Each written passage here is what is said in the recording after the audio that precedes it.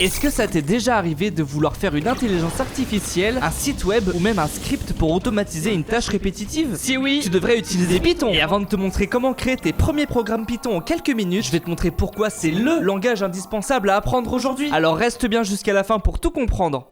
On est en 1991 et Guido van Rossum, un chercheur au CWI à Amsterdam, travaille sur Amoeba, un système d'exploitation distribué conçu pour faire communiquer plusieurs machines comme si elles ne formaient qu'un seul ordinateur. Mais pour créer des outils autour de ce système et automatiser certaines tâches, il lui faut un langage de script simple et facile à lire. Sauf qu'à cette époque, le choix n'est pas génial. Il y a des langages puissants comme le C, mais trop lourds pour écrire des petits scripts rapidement, et des langages de script comme SH, souvent trop limités ou trop difficiles à lire. Du coup, Guido décide de créer son propre langage et il va s'inspirer du langage ABC. Abaisser son pantalon? Ouais, ça te fait rire? Dégage là!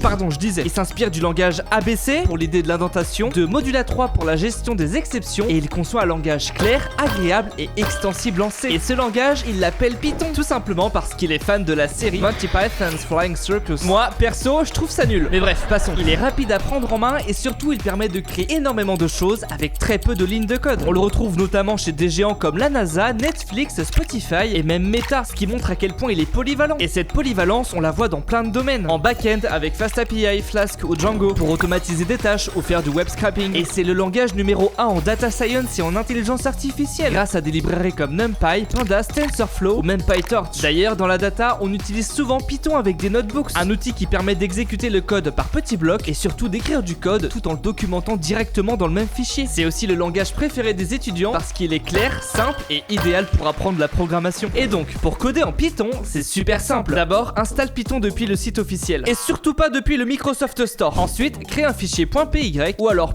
.ipynb si tu veux faire un notebook. Tu peux créer une variable en écrivant simplement nom est égal la valeur et pas besoin de préciser le type. Python le devine automatiquement. Et la syntaxe étant assez permissive, tu peux même en déclarer plusieurs sur la même ligne. Tu peux aussi créer des tuples, des listes et même des dictionnaires. Et contrairement à des langages comme le C ou le C++, t'as pas besoin de mettre des points-virgules partout. En Python, c'est l'indentation qui structure ton code. Et d'ailleurs, quand t'appuies sur Entrée, la plupart des éditeurs ajoutent automatiquement l'indentation qu'il faut. Donc pas besoin de gérer les espaces toi-même. Tu peux créer des fonctions avec le mot-clé def pour séparer ton code et éviter de te répéter, créer des boucles avec les mots-clés for et while, pratique pour répéter une action, et même créer des classes avec le mot-clé class pour structurer tes données proprement. Et ce qui est vraiment cool avec Python, c'est toutes les petites features qu'il embarque pour te simplifier la vie, comme les lists et text comprehensions pour créer une liste ou un dictionnaire en une seule ligne, les f-strings pour afficher des valeurs directement dans une chaîne, et même l'unpacking pour répartir plusieurs valeurs dans plusieurs variables d'un coup. Python possède aussi un énorme écosystème, et en ce moment surtout dans l'intelligence artificielle. On y trouve des milliers de bibliothèques pour absolument tout et n'importe quoi, et tu peux les installer super facilement grâce à Pip, le gestionnaire de paquets intégré à Python. Perso, j'utilise énormément la bibliothèque Fart